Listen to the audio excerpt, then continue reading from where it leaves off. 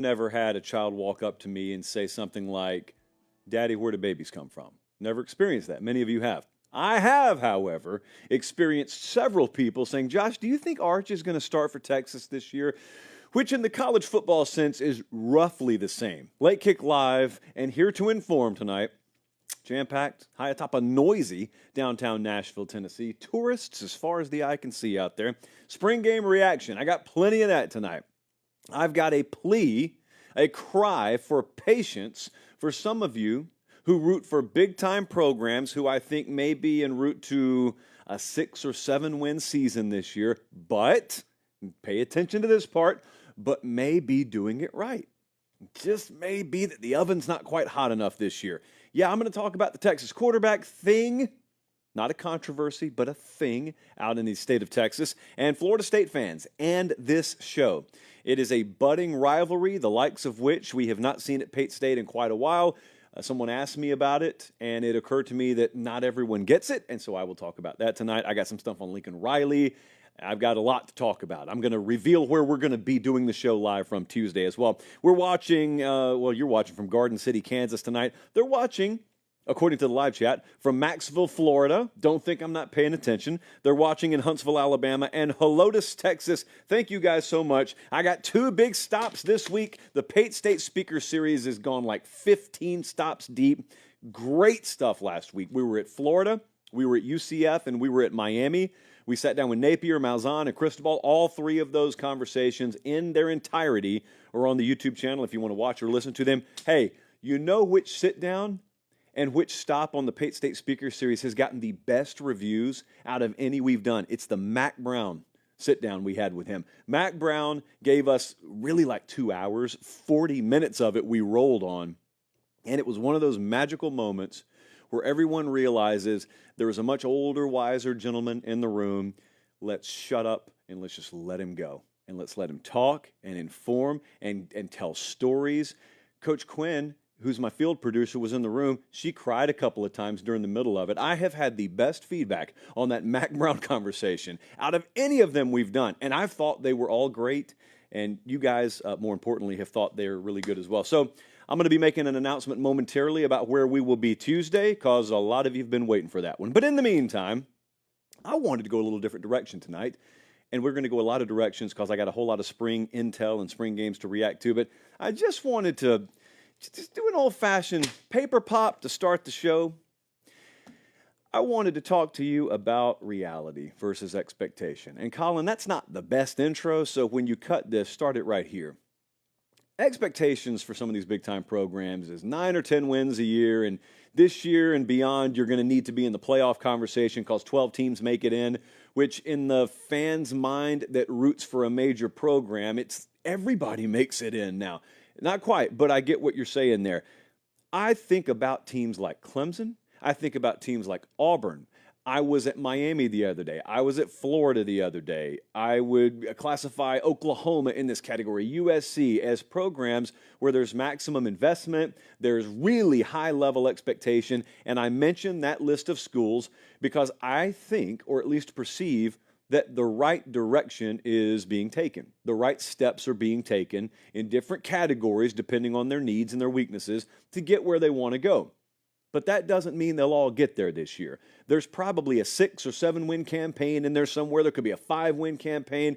And as you know, and as I know, come December, there's no room for that. When there are high-level expectations, there's no room for 5 or 6 wins. I've taken advantage of being on the road the past couple of months as best we can to see as much as we can behind the scenes. And I talk about a lot of it on air, but my favorite part is just the overall change in perception that you get by being blessed enough to get the perspective that we see. And it's not always so-and-so is going to start at right guard for Florida or so-and-so is on the hot seat for North Carolina. No, those are takeaways. I care more about how my opinion gets changed because then I can share it with you and hopefully we have a better show because of it. One of the biggest takeaways when you see behind the scenes at as many programs as we get to see behind the scenes at is there's a lot of room between the top rung of the ladder and the bottom rung of the ladder in this sport. A lot of room. And it flies in the face of what conventional wisdom is, which is the whole 10 or trash mentality, as we've come to call it here. And that's either you're elite or you got folks out there saying, man, what have they done? What has he done? What have they accomplished? And it's kind of nonsensical, but that's kind of the way it works out there on the college football streets. There are programs out there. I'm not mentioning a specific one because I'm not talking about a specific one, but I think there are programs out there that in another era would be in the position to give coaches several more years of leeway, who in the modern era are in a position where there's a whole lot of pressure on their guy to win. And if they have one more, by their standards, subpar year this year, the conversation could be really uncomfortable, or there could just outright be talk about change. So I love the history of this sport. So I encourage people anytime this conversation starts to just understand the history and understand what the process is for building a winner. Because I actually believe it hasn't changed all that much. Now, you may have different mechanisms. You may have different things like the transfer portal afforded to you now that you may not have had in 1968. So maybe you could overhaul a roster a little bit quicker. Things like NIL insert a different dynamic, and don't ever trust casual Carl across the street from you who you meet at the mailbox every third day of the week, and he says, oh, you know, they've always paid players in college football. It's never been like it is now. It's never been remotely close to how it is now. So true enough, there are different things in play now that weren't always in play. But if you zoom it out, if you go just hot air balloon view over the sport, the same things win that have always won, and the same principles have to be in place for you to win. But it doesn't always happen like that, right? So I mentioned Frank Beamer a couple of weeks ago on the show, and we got really good feedback on it because I don't think a lot of people knew. I don't think a lot of people know the real history of like Virginia Tech and Frank Beamer. Beamer gets there in the late 80s. And it takes him 7 years before he tops 6 wins. And think about this. In year 6, they went 2-8-1. Now, Beamer goes on to rattle off 13 double-digit wins over a 17-year span. Frank Beamer likely never makes it to year 7 in the current climate of college football. Bear Bryant had already rattled off 3 national championships, guys. By the time he gets to the late 60s, Bama fans would argue they should have gotten the 66 one as well, but he was a multiple-time national championship winning coach. By the time in the late 60s, the program starts to wane a little bit. 8-win season, another 8-win season, then a couple of 6-win seasons in a row. At that point, you know what the conversation would have been around Bryant if it were today? It would have been the conversation that's around Dabo, only it would have been much worse. Because while Dabo is perceived to have dipped a little bit, and the Clemson program's perceived to have dipped a little bit, they've still been a 9 or 10, like a double-digit win caliber team, just down a little bit relative to where they've been. Bryant's teams were struggling above 500 for a couple of years there. Now, Bama stuck with him because that was what you did back then, and he goes on to win 3 more titles in the 70s. I've always wondered, in another era, is there enough patience? Especially when you've built yourself to be a national championship caliber program, is there enough patience? And hey, we don't have to go back to the 60s. We can go as recently as 2020. My favorite of all of these examples is the Jim Harbaugh example. Jim Harbaugh, as recently as 2020, was in a situation where large swaths of his own fan base were calling for his job.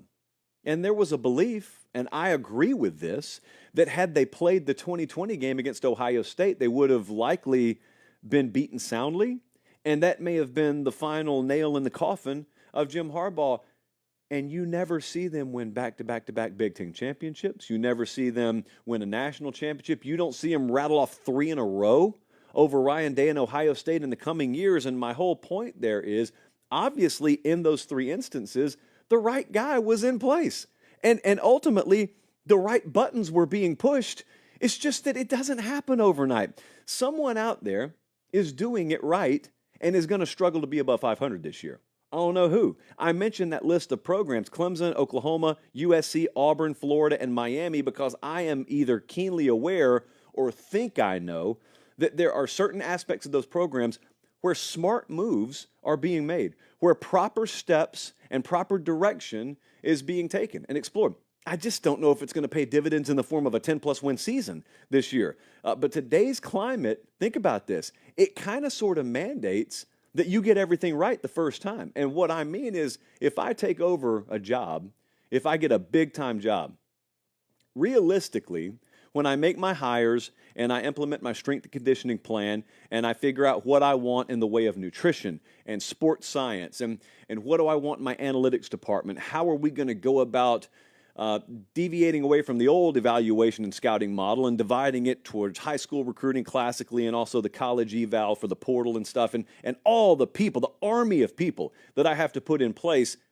If I don't nail it from a philosophical standpoint right out of the gate, and I got to make changes 2 or 3 years in, it takes another 2 years minimum for the real root system of those new seeds I plant and those changes to take shape. And all of a sudden, I'm half a decade in. They don't give you that kind of runway. A lot of places will not give you that kind of runway. And so, like, I'm a believer that a really, really good poker player could be dealt a crappy hand, and he loses and loses and loses. Eventually, the better poker player is probably going to win if you sit at the table long enough, but it doesn't happen just like that. I threw clothes in the dryer earlier today because I forgot to put them in there earlier in the morning. I took the right step. It would have been pretty stupid for me to open the dryer door every 2 or 3 minutes and then get mad that they weren't dry yet. I'm doing what I'm supposed to do. That's not the way it works. And yet in college football, if you're in Lincoln Riley's situation, I'm going to talk about this later. They were bad. They were very bad. They would have to improve to be bad defensively. I respect the you-know-what out of the guy for looking, unlike some would do, and saying, my way's not good enough. I got to change things. They're going to probably be bad again this year. Their defensive product will probably be very subpar by historical USC standards again this year. And people will talk.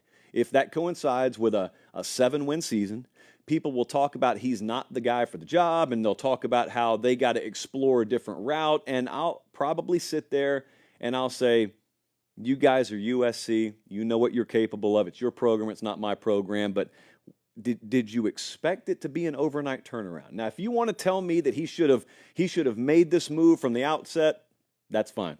I can't change the past. He can't change the past. Hugh Freeze inherited a situation at Auburn from a roster standpoint that was nearly a ground-up roster rebuild.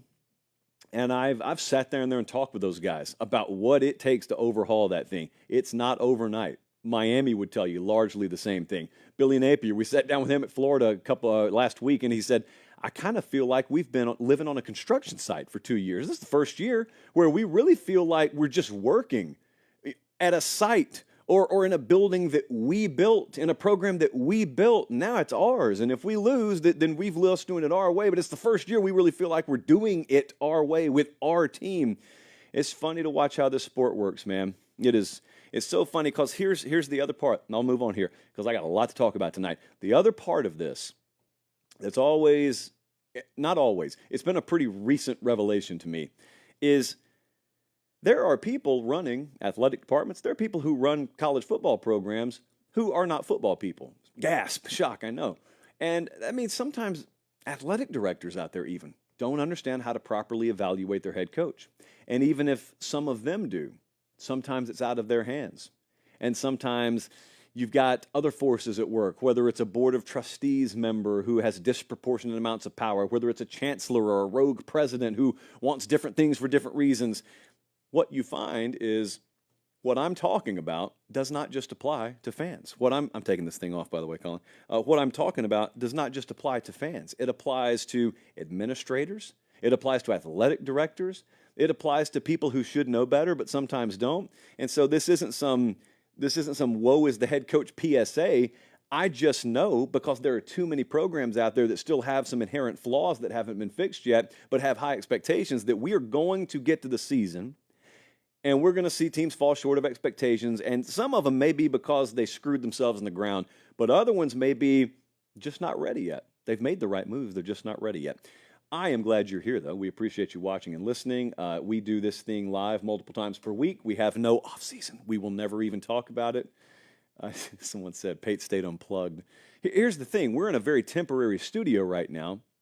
And so the normal IFB, which is the little earpiece thing that Colin gives me, my normal one's not here, so we're having to use a backup. I mean, it's foreign everything for us right now. And so we're looking forward to the hammering and the nails and whatnot, resulting in a completed brand new studio for us. But in the meantime, we're out there, we're on the run. We're out there on the road, and we're doing stuff in studios, and no two studios look alike right now. Which leads me to my next point. The Pate State Speaker Series has been all over the country. We're not slowing down. In fact, I would argue, does it look like we're speeding up? I feel like we're speeding up a little bit. We're headed to Columbus, Ohio, Tuesday. Late Kick Live will be from Ohio State University, the Ohio State University, and that means head coach of the Buckeyes, Ryan Day, will be on the program. You've been asking us to get to Columbus and get to the Big Ten. Well, we're headed up there. So we'll be at Ohio State all day Tuesday. We will, who knows what all we'll see up there. Actually, that's why we're going. But we'll have Ryan Day on the show. We'll have a normal show. It'll just be from the campus. It'll be from the facility instead of in the studio, because why stay in Nashville when we can get out on the road? So looking forward to that, and I am sure that will be a very, very meaty show for not just Ohio State fans, but everyone else in between. All right, we had a bunch of spring games yesterday. As we're talking, I left my phone somewhere. It is April 21st, Sunday night, April 21st, which means Saturday, April 20th was a pretty big day across the country. The Texas spring game. Yes, friends, I watched it. Josh, did you see Arch Manning? If I was asked once, I was asked about 1,000,001 times. I saw Arch. Go ahead. And what? He looked really good. He's a good quarterback. Always has been, contrary to semi-popular belief. Quarterback controversy? What's a quarterback controversy? Well, Josh, that's when you have multiple good quarterbacks. That's not controversial, friend. We've never even believed in quarterback controversy as a phrase on this show. As Meemaw taught me growing up, the only quarterback controversy is when you don't have one at all. Having multiple quarterbacks is a very, very good thing. In past lives, they called that competition. Apparently today it's a controversy. Hey, follow-up question, friends, for as good as Arch Manning looked yesterday, and he looked really good. 355 through the air and 3 touchdowns. Hey, how'd Quinn Ewers look all spring? Why didn't he play a lot yesterday? He wasn't injured. Why didn't he play a lot? As I stroke my chin, if I didn't know any better, I'd think Sark and company know who their starting quarterback is there, and they wanted to showcase other guys. And you know what? As good as Arch Manning was yesterday, I'm sitting there looking at it, and I'm sitting there saying, hold up, Trey Owens looks really good as well. And that's not a quarterback whose name you know a lot around the nation, but, in burnt orange and white circles they do. He would start at some places. This right here, I was reading some of Jeff Howe's work over on Horns 24/7. This is really a testament to how good that program is right now at evaluating the quarterback position and recruiting the quarterback position. Trey Owens brought him in. He's a 4-star true freshman, 6'5", 236. He's out of Cypress, Texas. Go watch his film if you haven't. Go watch his film from the spring game. I'm convinced this dude would be rushed into starting at some places, much less if some other places had Arch Manning. Malik Murphy was there this time last year, and he popped off in the spring game last year, and then a bunch of folks came after him in the portal, and he stayed. And I assume that these guys will stay at Texas. I don't know one way or the other. I assume they'll stay at Texas. What a loaded quarterback room they have there. So the spring game view is kind of the equivalent of the old hot air balloon view. Take from it what you should take from it. It can be deceiving if you don't know any better. If you didn't know any better, you'd think Arch Manning was the overwhelming favorite to start for Texas. Arch is not quarterback one at Texas, nor should he be. He's not the guy that gives them the best chance to win. Quinn Ewers is. That's why he'll be the starter come this fall unless injury crops up. So, teams are like heat maps. I was talking about Georgia last week, and I described Georgia this way, and I'll describe Texas this way. And you need to understand, if you're a Texas fan and you've never watched this show before, we have about a half a dozen teams per year that we elevate into that year's Tier 1, and we use a more fine-tooth comb when we're talking about you. So there's a ton to love about Texas. Just like Bama for the past decade and a half, it's pointless to just sit here effusive in your praise of Alabama or Georgia now. Everybody knows they're good. Teams are like heat maps, though. So the heat map for Texas is a whole lot of red, but inevitably, even the great teams, even the loaded teams, there are going to be little pockets of blue. Where are the weak points? Well, you don't have to wonder. Sark told you. Defensive tackle depth and secondary play. and they are quickly on their way, I think, to addressing that. I mean, but you're not going to match what Sweat and Murphy gave this team last year. They had 941 snaps last year and were borderline impenetrable against the run. They won't match that, and it's foolish to think they will. Now, they can, in the aggregate, try and be as good as they can there and be better in other areas to make up for that, but they won't match that. Get close enough, and then look around and realize this receiver room's really good. And elsewhere, just on this roster in general, they look really good. I think their defensive end, I think their pass rush in general could be one of the best in the country this year. Texas is going to be one of those classic earn the right to rush the passer type teams. And that is the type of team where you know they're elite on the edge. And you get in obvious passing downs, and they can get after you, and they can wreck a football game. I mean, the worst thing that can happen there is not your quarterback getting sacked. The worst thing that could happen is them forcing a turnover, whether through a sack, forced fumble, or bad decision, ball put up in the air when it shouldn't have. Texas can do that, but they got to put themselves in position to. That's why those interior guys are so important. See, before you can ever get to 3rd and 9, it takes a 1st and 10, 2nd and 10, 3rd and 9. That's how you get there. But if they're running it for 8 yards a pop on early downs, then it doesn't really ever put you into an obvious passing down, and therefore you never really get to watch those guys shine. That's why the interior guys are so important, and that's why I'm not calling them bad there. They just lost really, really a good combo there, and we'll see what they do in the portal as well. I know they had defensive line visitors on campus yesterday, and it could be that they've already made moves today. And so Texas, there are not very many red flags here. I think that was obvious watching yesterday, but even if it looked like it yesterday, your eyes may be deceiving you a little bit there. Texas, I know it hurts to hear. I know some people in the crowd need to go ahead and earmuff it now. Texas can win a national championship this year. They haven't yet in this generation, in this modern, past 5 or 10 years generation, but they can, friends. Academy Sports and Outdoors would probably be the place to line up at 12:01 a.m. right after Texas won a title, because that would be where they were selling all the merch. But look, I don't care if you're an Oklahoma State fan, and you couldn't care less if Texas existed or not. You need chairs. You need Big League Chew. You need coolers. You need great fishing equipment, whatever it is. I don't know how you live your life, but however you do, Academy Sports and Outdoors, one-stop shop for all that and beyond. They are our exclusive partner and have been for a long time in that avenue and just in the avenue of life. I'm a minimalist, so I find most everything I need there. As I said the other day, aside from medicine, toothpaste, things of this nature, a vehicle, Academy has most of what I need. They'll have at least a lot of what you need as well. And if you can't get there in person, academy.com has your hookup. Academy Sports and Outdoors, always been there for us and will be for a long, long time. There are going to be 2 instances tonight where I talk about this next team. One of them is right now. And I don't know why it is, Colin, but the way I have my laptop angled, the live chat, it feels like it's right in my face, which means I'm seeing a lot of these comments. And I got to be honest, at any given point, I could just abandon the show and just talk back and forth with the live chat. For example, yes, I've got my lip balm. It's right here. Look at that. I peeled the label off because they haven't paid for advertising. But, I think we all know what's going on here. Kind of a shaded yellow hue with a blue tip. I think we all know what's going on there. But I digress. Okay, so this next team. A lot of talk about this next team. There's some wild swings in opinion from what I saw nationally yesterday before I watched the spring game. Florida State had their spring game yesterday. I was in the unique position where I saw what people were saying about it before I watched it because I didn't get to watch it live. I wondered what we'd see from DJ Uyunglele. It's been a really interesting route that he's taken, really interesting color uniforms they wore yesterday. Clemson to Oregon State to Florida State, and anybody who's watched that dude knows physical tools are there. We talked about this last week. Physical tools have always been there. Poise, accuracy, decision-making hasn't always been there. So the great unknown and the thing we've been following throughout Florida State's spring practice is, will he improve in those areas?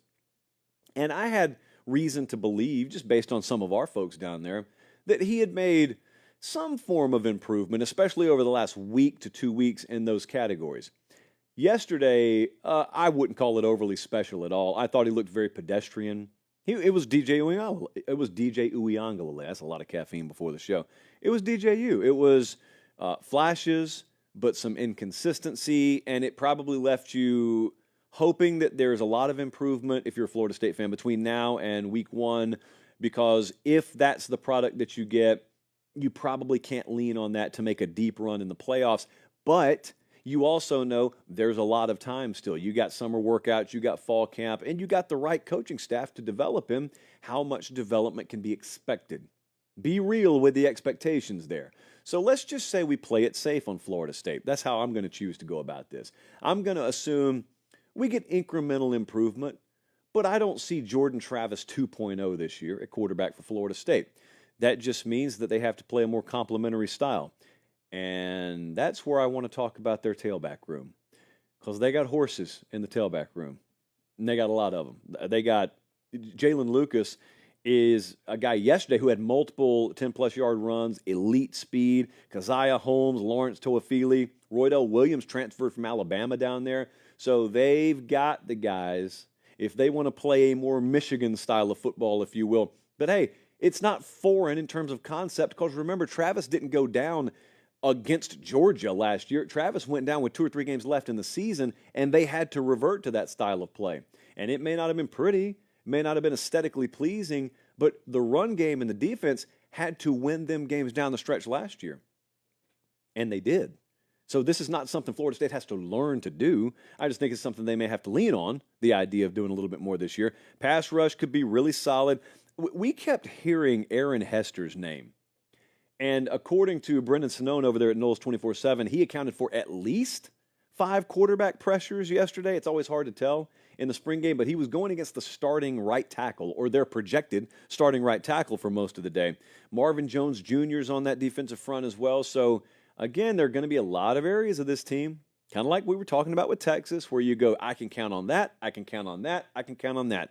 The way to look at exiting spring and entering summer and then fall camps is, yes, we know perceived areas of strength, and yes, everyone's going to try and improve themselves in the portal if they can. Heat map the team. Where are the cold pockets? They, by the way, at Florida State, had NCAA penalty to pay, so they have to wait until tonight. As I'm talking to you, it's Sunday. They have to wait until tonight at midnight to start contacting transfers. So I imagine a lot of them are probably napping right now so that they can work all throughout the night. Florida State's in a little bit different position here now. One of the big things that, frankly, I overlooked in this second portal window was the whole rule with the SEC that they can't go after other players in the same conference. SEC teams cannot go take SEC players in the spring portal window and have them eligible this year. Florida State's not in the SEC. And Florida State probably got some money to spend, and they got some needs down there, and they got the entire SEC to look over and say, we already took some. Do we want to take any more? Are there any available? We'll see. But I would always be cautious with some of those teams in the ACC who are exiting spring ball because they can come take whoever they want to, who wants to hop aboard in the SEC. Can't necessarily do that if you're Georgia or LSU or Alabama. All right, let's move on. I'm not done, by the way, in this show talking about Florida State. I got something else to say a little bit later. Probably should have been said like 3 months ago, but I'll say it tonight. Oklahoma spring game yesterday. Least shocking headline of spring, but it's worth a paper pop. Least shocking headline. Deion Burks goes off for Oklahoma. 5 catches, 174 yards, 2 touchdowns, both of the 50-plus yard variety. And salute to Toby Keith. I see they paid him some honor on the field there.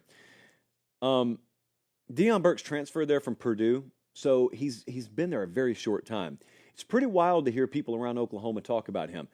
Deion Burks may be their best receiver this year, but also he's like one of the faces of the team, and he hasn't even played a game there, and he's played a spring game. But for whatever reason, Deion Burks is the kind of guy, this happens occasionally, when you get the right kind of mentality combined with the right skill set at the right time. When they walk in the door, the room just starts gravitating around him. I'm not telling you he's a selfish guy at all. Quite the opposite. Everyone loves him there. They love him because they need him there. And he's working out of that slot position that you saw Drake Stoops in last year, except he's got a little bit different gear than Drake Stoops. So you want to buy some stock in like a connection, FanDuel, at FanDuel. Can we do this? If we want to place maybe some prop bets on quarterback to wide receiver connections this year, Jackson Arnold to Deion Burks, I'll take all of that. Whatever my limit is, go ahead and insert my limit there. Also not shocking, defensive line looks pretty good for Oklahoma. At least to me, they looked really improved. White team had 7 sacks yesterday. Secondary, they'll be okay. They're missing a couple of veterans that they'll have in the season, so I know they gave up a few chunk plays. I think they'll be okay there. I think their defense will be okay. Offensive line now, that was the big point of focus. And I'm not ready to say we're out of the woods. Certainly not out of the woods there. Certainly not. I thought because so little was expected, they pleasantly surprised me. Got to give it a second look. I've only watched the game once, but I'm going to say this with a very purposeful tone. Oklahoma offensive line better than expected? Dare we say? We better keep quiet on this. They did make a move in the portal. I'll talk about it in a second because this was a big recruiting event. Yesterday was a big recruiting event, and it's already paying dividends because, as you see on the screen, if you're watching on YouTube, Branson Hickman has committed to Oklahoma, like in the past couple of hours. That was SMU's starting center last year. He's likely going to be Oklahoma's starting center. He started all 14 last year. He was all AAC second team.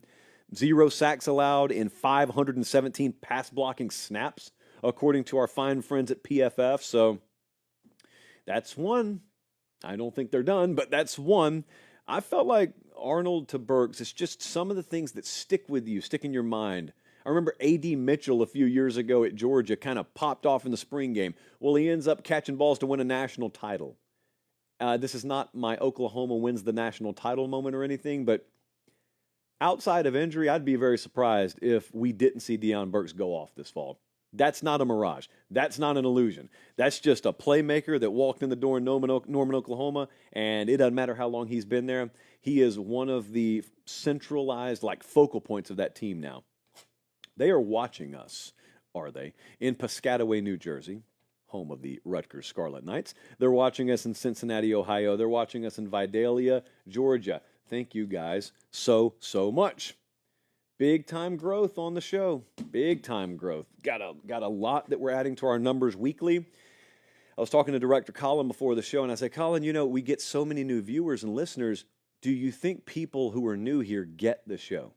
A lot of inside references, a lot of weirdness. What does immunity mean? What is Pate State? I asked him, do you think that we should just have a refresher video? Do you think we should do a here's who we are type video? Would it even be a video? Open-ended. I'm open to suggestions on that, by the way, because I think we need something like that. It's been a long time since we just explained ourselves around here, and we have added hundreds of thousands of you since then, so probably more than that. We appreciate you guys, though. I promise you, if you stick around, it'll eventually make sense. And if it doesn't, just ask someone in the comments, and they'll explain it to you.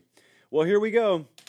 We don't believe in defending a national championship around here. Now, it would be an interesting world if the NCAA made you actively defend your championship like it was, the Intercontinental Championship belt or something. But Michigan does not have to defend their championship this year. However, Michigan just won a national championship, and that leads me to yesterday, because Michigan had their spring game, and I did not get what I expected. I did not. It's my fault. It's my fault, because I haven't paid enough attention to the Michigan quarterback room this spring. I've paid attention to what I thought, and that's a dangerous thing. That's a dangerous thing in spring. Alex Orji, I have assumed, was going to be the starting quarterback up there. And you know what? If I had to pencil in the depth chart today, I'd probably still put QB1 next to his name. But Davis Warren looked like he was the starting quarterback of this team yesterday. That's one man's opinion from watching a Michigan spring game. I think the fan base, while you guys have followed this a lot more closely, I think the fan base also, after watching the game yesterday, not ready to call quarterback controversy because, again, we don't believe in that. But this thing is a much more wide open competition, at least, than people like me thought it was. Again, maybe that was my ignorance to the situation, and I hadn't been paying enough attention to it. My best read on this thing is Alex Orji is the current QB1 of that team. I don't think there is one. J.J. McCarthy walks out the door. No one's taken that job yet. No one's taken that job. I don't think this is one of those illusionary quarterback battles where the coaching staff just tries to maintain that illusion so neither guy transfers. I think quite the opposite. This feels like the kind of recipe where it's a season where multiple games feature multiple quarterbacks playing. It's not a bad thing either. If you got guys with different skill sets. I mean, Alex Orji is sort of one of one when it comes to certain things he can do athletically. Having said that, if you're the kind of team that has like a Donovan Edwards in the backfield and you have the kind of defense they have, do I really want to, and this is open-ended because we got a long way to go, but I'm thinking as a Michigan fan, like if I'm watching this situation, do I want to have the guy who seems a little bit more firmly in grasp of the offense, making better decisions, or do I want to see a guy who struggles somewhat with accuracy and decision-making, but he's a great athlete? Because what that tells me, what that indicates to me is wild fluctuations in potential outcome of games. I want to get as much of that volatility out of the equation as possible, and so I am now completely and utterly fascinated with how Sharon Moore and his offensive staff will handle this quarterback situation. Completely fascinated by it. Fred Moore popped off the screen to me. That Michigan, I did not realize this either. Michigan lost 5 wide receivers who were 6 foot or taller. 5 scholarship receivers, 6 foot or taller off last year's team. And Moore 6'1", but he's got really, really good speed. They could add multiple wide receivers here if the situation's right. I think Michigan could, they're definitely in the market. There's no thinking. They're in the market for receiver help. There is a toughness, though, man, that wasn't going to disappear overnight, and I don't think it's going to disappear at all. It's Michigan football. But it's always something that no matter how many guys walk out the door, no matter how many guys go to the NFL draft, there is a way that they play that it makes it very tough for me to discount them. And I'm certainly not discounting the fact that they could contend for the Big Ten championship again this year. I'm just saying, even if I get to a point like second week of August or second week of the season, and they're not looking nearly like they did last year. Number one, it's a developmental game. Number two, it's a brand new staff. And number three, that's the kind of team that can sort of scale their own production during the season. That quarterback situation, though, let's just see. Let's see how that works out. In the words of Richard Marx, I should have known better, but I didn't. Never assume. Don't be the guy saying I told you so after spring games. Great advice from Meemaw. All right, let's continue. Yeah, it's that time. It's that portion of the show where I have to answer a Twitter question. So I don't think this is going anywhere anytime soon. I've already had a few of these because I've been discussing USC in an abstract way. Look at that. I don't even have a chalice on set. It's got a normal plastic cup with a mysterious orange liquid in it. Now that's gone. Let me read you this question. Larry, I'm going to warn you ahead of time. I'm going to warn you guys, especially if you're new around here. It's going to sound like I'm going after Larry's throat here. I'm not. I love Larry, or as he goes on the streets, at DeadZ92. I love him, but man, I get so tired of this. Colin, here's your endpoint. Larry hit me and said, hey, I can't be the only one that thinks that USC still has a ways to go with this so-called defensive revolution that's being gassed up right now. What am I supposed to do with this? This just gets dropped in my lap today. Bradley comes to me and says, hey, you want to throw this in the show? No, but yeah, go ahead and do it. Larry, the revolution started 10 minutes ago. It was just like 10 minutes ago that Lincoln Riley looked in the mirror and said, I got to change everything about my program. So, Larry, it shocked you, maybe. It did not shock me that in USC's literal spring game, they didn't look like the 85 Bears. You kidding? Really? It's not figured out yet, huh? I admire Lincoln Riley for making this call. They're going to be bad defensively again this year. So two things could be true there. Lincoln Riley made the call he needed to. He made the moves he needed to. Hopefully, fingers crossed, the philosophical shift pressed all the right buttons and they start moving in the right direction. But this is not a one-year deal. He knows that. I mean, Lincoln Riley knows that. I'm not talking to him. I'm talking to folks who think that all you have to do in college football to totally overhaul a way that you play this game is say it. Just speak it into a microphone and have a few practices in spring, and you're good to go. That's not real life. This is not Xbox, Larry. Unplug it, man. This is the real world. You can't just go revolutionizing a defense on a whim. Imagine this, Larry. Imagine if Kirk Ferentz at Iowa stepped to the podium and said, we're going to try to be elite on offense. And after you got through chuckling, you watched the Iowa offensive spring game and you said, what? This offensive revolution seems like it's missing a little something. Players. That's what it's missing. Time and players. USC was horrific last year defensively. They were 100th or worse in virtually every major defensive statistical category. Put another way, they'd have to improve significantly to just be below average defensively this year. They tore it down to the studs. They're rebuilding it from scratch. They're still installing. I don't care what Lincoln Riley says. I don't care that he says he loves how it went. He may love how spring went. They're still installing this thing. They throw, I guarantee you what they did is they met as a staff and they said, screw it. Throw as much at him as you possibly can. See what sticks against the wall. A lot of it's going to fall down to the ground, and we can scoop all that up, and we can deal with that in May and June and July, and then we get after it in August, and hopefully we have a respectable product we can put on the field. They're not slow playing it. I guarantee you they're not feeding little Gerber baby applesauce to those guys. They're throwing it at them. They don't have good enough players right now. Defensive revolution, I don't care if Lincoln Riley hired all the right guys and made all the right moves. This is what I was trying to explain earlier in the show. I got immense respect for Lincoln Riley for doing this.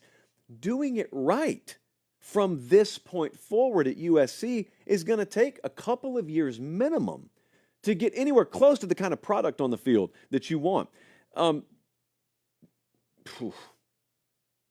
Like I said, it's going to sound like I'm going at Larry. I'm not.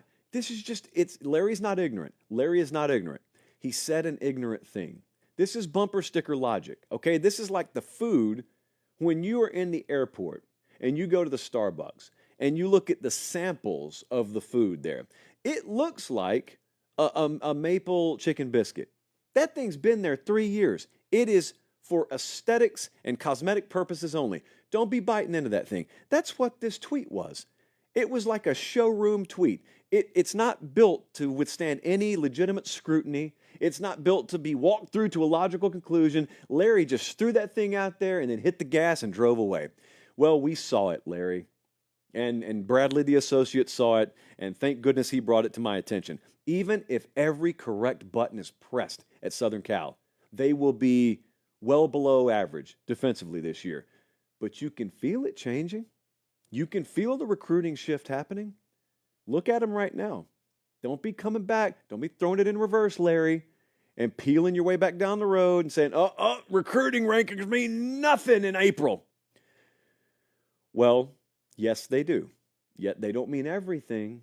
They don't mean everything. But like I do every year, when I talk about someone's recruiting class, and then someone tells me those commitments mean nothing, and I say, yes, they do, and you say, no, they don't, and we do that for like 5 more times, I tell you, put up $500 per kid, and for everyone who stays committed, you pay me $500, and for everyone who decommits and goes elsewhere, I pay you $500. No one ever takes me up on the offer. Because while they know, yes, there will be kids who decommit, even I know that, the bulk majority of the commitments are going to stick. They do every year, guys, in major classes. The reason I'm saying that about Southern Cal is because they're making some noise in recruiting right now. Defensive guys at premium defensive positions from the South. And they hadn't done that to this point under Lincoln Riley. So this sounds like I'm hating on USC. Quite the opposite. I'm dealing some truth on USC. It may be in short supply because there is the school of Larry out there that believes once you step to a podium and say, you're revolutionizing your defense, you're changing your defense, it's just changed. There it is. And if it doesn't look that way at the conclusion of spring practice, well, you must have dropped the ball on that one. No, Larry, that's not the way it works. But thank you for your submission. Colin, you were showing a second ago a slider there of Southern Cal. You saw the over-under win totals. That's available at FanDuel. FanDuel, our exclusive odds provider, has that and pretty much every other major team out there on the market right now.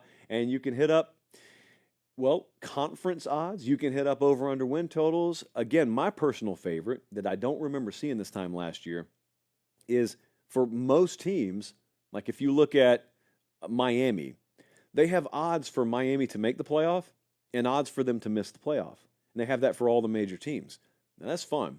That's fun because I'll be using that in my personal life with a few very, very noisy friends of mine. That's the beauty of it, guys. I used to talk about this a lot when we did the show really, really independently down in Columbus. We would get some of the same guys and they would just talk trash all the time, which is fine. That's part of what the fun of watching sports is.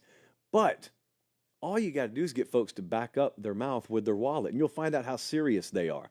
So if someone starts talking to you right now, and let's say we're down in the state of Florida, and they start saying Miami's going to make the playoff, Florida State won't, just go to FanDuel, look at the odds, whether he knows what you're doing or not, and make him pay. Make him back his opinion up. Make her back her opinion up with money.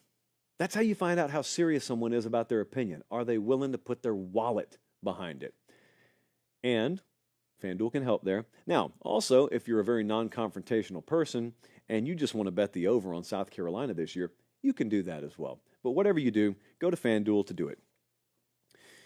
And since I'm already very, very moderately worked up here, I guess I'll go ahead and hit this as well, Munity. Colin, do we have that Florida State? Yeah, so here we go. Let me finish my cup over here. It's been a really good show. I did not, I'm looking at the live chat here, I did not talk about Notre Dame's spring game because I have not gotten to watch it yet. And Texas A&M, there were so many guys missing, I thought it would not be very productive for us to talk about that one. So those two I'm not touching on tonight, just because people were asking. I should look at the live chat more. We have this thing, and I should really look at it more.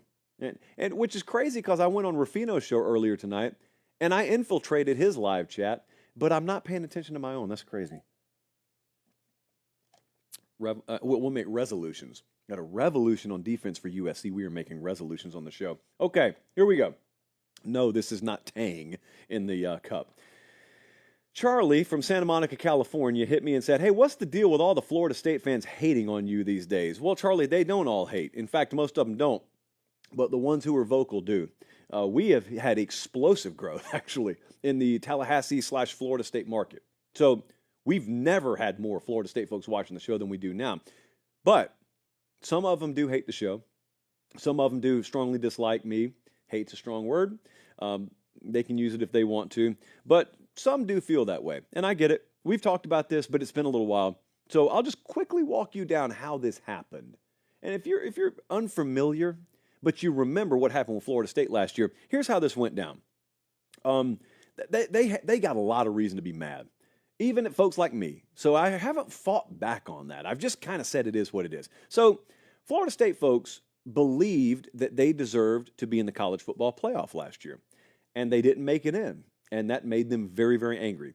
They also believed there were a lot of major voices and entities in the college football and sports media sphere that conspired against them. While I thought a lot of that was blown out of proportion, I thought there was some validity to that as well. They lumped me in with that because I flip-flopped my position. That I admit. I completely changed my opinion on the thing in the latter stages of last season. I went from, if Florida State is left out of the playoff, it'll be a travesty. I think I said something like, I'll do an entire show talking about how big a travesty that was, which was a little hyperbolic, but I did say it. So if you hold me to that, you hold me to that. I went from saying that to saying I thought the committee put the right 4 teams in. That's obviously a change in stance. It looks that way because it is. I changed my opinion on the thing. So there was no path for me. I mean, this is what happened. I got to the end of the season and thought about the stuff. I just changed what I thought should happen. In my own mind, what I thought changed. I don't know if anybody else has ever had a change of opinion before. I had one, and it happened to be on a very high-profile topic. I wasn't singing a corporate tune. No one at CBS told me to do that. No other major personality in the space texted me and said, hey, come along with us. We're going to turn on Florida State, down with the Noles. It was nothing like that, at least as far as I know. It was nothing like that. I just found myself in kind of a no-win position because I'd already opened my mouth. and I said one thing, then I started to feel a different way. So I could either suppress how I felt and continue for the sake of consistency saying one thing, or I could just change my tune and talk about how I felt in the moment and sound like a flip-flopper, and that's exactly how I sounded. And a lot of Florida State folks looked at people like me and they said, good for that guy. At least he's still honest, while all these other you-know-whats have turned on us. Well, then when I started to sound like them, the Florida State folks in some ways took it more personal, because it was like, oh, we always expected it from them, but you, and then it got ugly, at least internet ugly. So here's where I found myself. There was no path for me. Once I started to feel the way I felt, there was no path for me, because I said, and still feel this way, I have not changed how I feel about this. I despise when injuries happen late in a year and then committees full of people start to think that they know better than the results on the field about what the value of a player is. And then we get that crowd that starts talking about who would be favored against who. And that is not the way sports are supposed to work. It's supposed to be decided on the field. I feel that way. Like now I feel that way. So I've got that in one ear here. And in the other ear, I also felt like, having considered that, having put that in the blender, I still felt like there were 4 teams that should be in that thing before Florida State. I felt both of those things.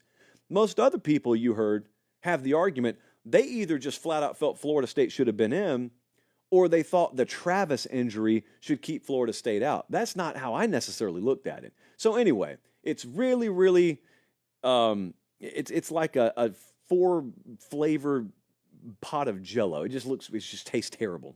But that's where my mind was. So I was just completely honest about it. Still am completely honest about it. And a lot of Florida State folks got turned off as a result of that. Now, infinitely more of them who have privately messaged me said, hey, I hate that you feel that way. I do appreciate you at least just shooting straight. I don't have to agree with you on everything. Like the show. Thanks for what you do, blah, blah, blah. There's no blah. Like, I appreciate you guys saying that. But I just tried to be real about it, and it turned some folks off, and I don't blame you. I mean, if I were a fan of Florida State and I listened to someone say all this stuff I said, I'd probably say, are you serious? Enough of that guy. I'm gone. So I can't blame people for feeling like that.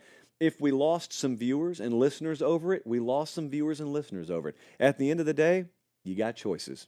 You got choices. And if our show's not good enough for you, or if that turns you off, it turns you off. Hate it. I didn't want it to be that way. Don't wish it was that way. Love Florida State. Love everything about Florida State. Got 0.00% ill will towards Florida State. Love the fan base as well. So that's how I feel about it. I saw the rings they made. Now, I will tell you where I fall on this. So they made 13-0 unconquered rings. And there were some people who said, oh, that's pathetic because you didn't make the playoff. What are you making rings for? And then there were other people who said, you weren't 13-0, you were 13-1. Have we forgotten the Orange Bowl? I would have done exactly what Florida State did. I would have made 13-0 rings, because if you've gotten to the point where they are, you long since stopped caring about what other people think, first off. I would argue you never should have cared, but you've long since stopped caring about that. Number 2, everybody who matters knows that the team who played in the Orange Bowl was not Florida State from last year. So if the system, in your opinion, was built against you and then set out to take you down, and then they put you down in Miami to play Georgia, don't honor an outcome you didn't respect being a part of to begin with. And if people like it, if people don't like it, too bad. So I don't plan to get one of those unconquered rings, but I'm saying I like the ring. Hey, we got a lot of folks from the Florida State fan base who watch the show. We got some who used to, who don't anymore, who don't respect the show as much. It is what it is. I shot straight with you. That's what I'll always do. I could have done the opposite and lied to you about how I felt, but I didn't. So in a nutshell, that is what's going on with Florida State folks and our show. And that is our show. It felt like it ended on a somber note, but it really didn't. It's been a very, very happy period here. We are headed back out on the road for Tuesday.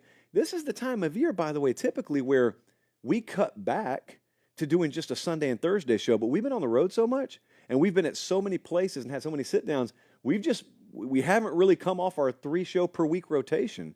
And I'm not quite sure when we will, We will eventually. I mean, Colin's got to go to Six Flags and lay out by the beach eventually. But we've been putting out a lot of good stuff. Really proud of it. We have essentially taken our show out of our studio and added more shows. Like normally we'd just take a 3-month pause here, and we had that option. Management said, you guys just want to take 3 or 4 month hiatus, go ahead, which was a non-starter, obviously. We actually said, no, we'll just do the show on the road, not sacrifice production quality, and we'll do more shows. So we'll be live at Ohio State Tuesday.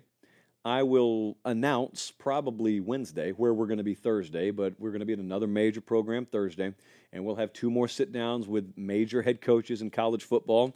And spoiler alert, I think we'll probably be on the road the week after that as well.